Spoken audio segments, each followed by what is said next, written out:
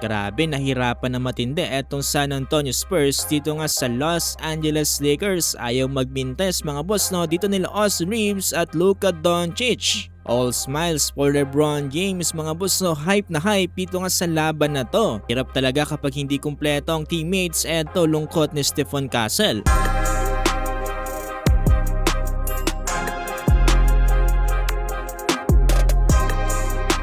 So eto na mga boss no, Los Angeles Lakers kontra nga dito sa San Antonio Spurs. Para sa Spurs, eto out of the season etong si Victor Wembanyama dahil nga sa kanyang right shoulder injury. Tapos etong si De'Aaron Fox ay undergo na rin sa season-ending surgery para nga i-repair ang kanyang tendon damage. So naiwan si Chris Paul mga boss no dito sa Spurs, samantalang dito naman sa Los Angeles Lakers out pa rin etong si Rui Hachimura, gayon din etong si LeBron James. So dito na tayo sa first quarter. Eto ganda ng panimula dyan ng San Antonio Spurs na umabot ang scores sa 9-2 sa pangunguna yan dito ni Devin Vassell at dito nga ni Chris Paul. Ito sobrang aga rin ng pagtawag ng technical foul dito nga kay Jackson Hayes matapos nga niyang hindi matanggap ang tinawag sa kanya na offensive charge. Nagbalik sa momentum dyan ng Los Angeles Lakers matapos nga magpakawala ng tatlong magkakasunod na tres dito nga nila Jordan Goodwin, Luka Doncic at Austin Reeves. Nakabinwit lang naman ang napakaraming free throw attempts at lahat nga yan ay naipasok dito nga ni Doncic.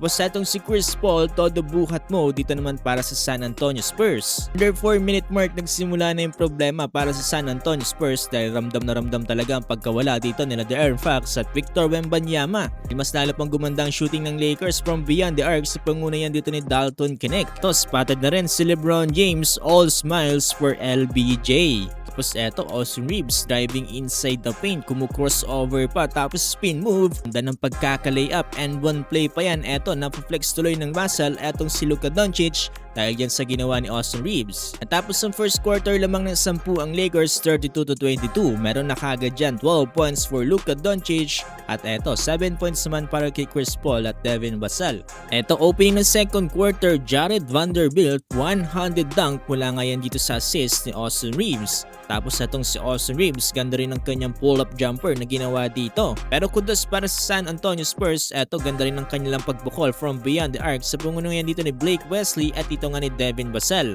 Na parang nasasawalang bahala lang yan dahil nasasagot din kaagad yan dito nga ng Los Angeles Lakers. Wala naman yan dito kila Dorian Finney-Smith at dito nga kay Austin Reeves. Pit din ni Jackson Hayes, nalilito ay nagbabantay sa kanya dito, ganda ng mga fake handoff. Di talaga maibaba ng San Antonio Spurs sa double digit ang kalamangan ng Los Angeles Lakers dahil eto kahit si Gabe Vincent ay pumatama na rin yung kanyang outside shooting. Tapos eto, nice offensive rebound for Luka Doncic, eto nakabinbit pa ng isang layup. Tapos ang first half, laki ng lamang ng Los Angeles Lakers 65-51. Meron na ditong 16 points for Luka Doncic, 11 points for Austin Reeves. Samantalang Devin Vassell 15 points para sa Spurs. Umabot sa third quarter ang magandang kartada dyan dito nga ng Los Angeles Lakers. Eto, Austin Reeves, another 3-pointer from Luka Doncic. Ayaw din patalin Dorian Finney-Smith, eto pumukol din siya ng kanyang 3-pointer. Good naman dyan etong si Stephon Castle para dito sa San Antonio Spurs. Pero mukhang hindi na nila mapipigilan mga boss etong Los Angeles Lakers. Eto nagpapaulan na ng mga 3-pointers. Pit pa ni Austin Reeves kaya ito tuwang-tuwa dito sa LBJ. Ang hindi na makaka-bounce back mga boss no, dito ang Spurs para sa Los Angeles Lakers.